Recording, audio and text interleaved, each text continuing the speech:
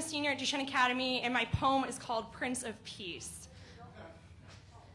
Obama is not a terrorist, and I am not going to hell for being pro-choice, and neither is the girl who just had an abortion because she was raped. We are not communists for helping the poor. It is our civil duty to help those less fortunate. And so here I sit, leg bouncing, jaw clamped, teeth ground, hand raised. And there you stand, yelling, Sultan of all knowledge, tearing down the spirit of a young girl. 3 more people just died from lack of care. So think again, sir. What would Jesus do? Would he punish us from taking from the rich and giving to the needy, or sending young lives overseas to a place where they don't belong? Thousands of noble men dying for an unworthy cause. So please, sir, call me a pacifist, because I would prefer that over ignorant racist any day. So, Almighty Sultan, please forgive me if I have misjudged people by assuming the best in them. But, oh, Almighty Sultan, please forgive me, because perhaps that's the biggest sin of all, ignorance. Now, some say that ignorance is bliss, but according to you, ignorance is no excuse to make petty mistakes.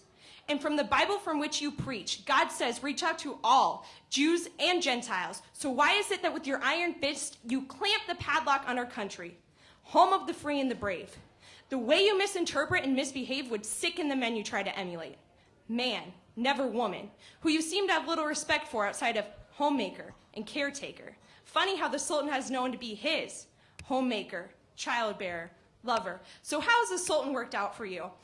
As you yell at me saying that I'm daft, ignorant, no better than a pack mule. Well, I'd rather be a crazed donkey than a passive elephant, that's for sure. And quite frankly, I don't see the Lord to the judgmental right side that you stand on.